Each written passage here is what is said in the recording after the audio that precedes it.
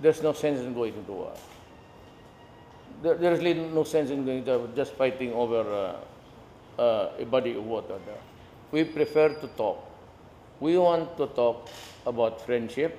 We want to talk about cooperation. And most of all, we want to talk about business. Chinese government, they have even built a facility which is ready for use by October 16, good to house more than 1,500. China is the only country to come out freely and a firm statement that they are supporting the fight against drugs in my country. The other countries, United States, the EU, instead of helping us, they know that we are short of money, that I am a poor country. All they had to do was just to criticize. China never criticized. They helped us quietly.